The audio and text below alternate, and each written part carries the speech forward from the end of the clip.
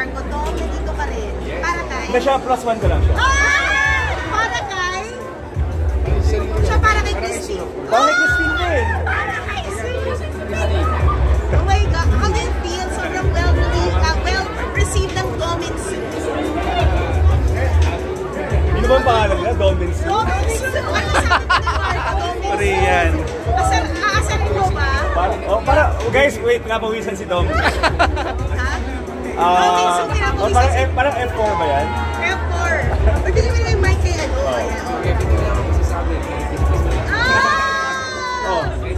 Kayo na ba? Wait, Dom. Dom, kayo na ba?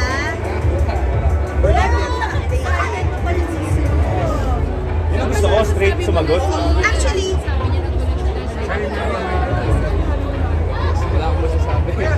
uy, wait na, alam mo Dom. Actually, isa sa pinaka nagustuhan nila. Kasi usually yung talaga na-i-interview, di ba? Yung sobrang straightforward yung adults yung dalawa. How do you feel about that? Kasi happy to be together. Ayun.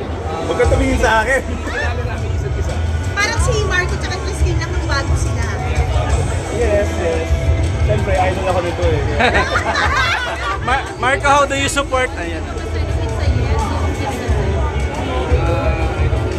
Bakit pinagpapawisan sila? Hindi, buto kasi ako going here kasi nagtatapa kami event. Pero napaka-excited mo. Yes, I'm excited. How do you support Marco si Dominic sa kanyang love life ngayon? Support. Ang happiness si Dom, happiness ko rin.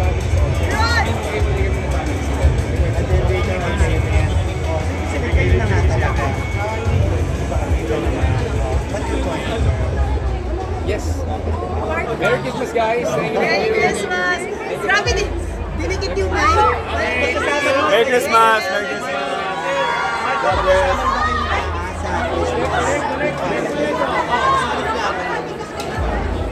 Well, sa 24, dun siya sa house nila, Ara. Ako naman dun ako sa house ko.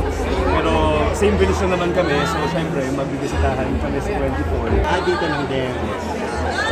New Year's resolution ka ba? Do you believe in those? New Year's resolution? Well, bakit natin kailangan hintayin mag-New Year para gumawa ng resolution? So every day is a chance para baguhin kung ano yung mga dapat gawin. Thank you! Thank you!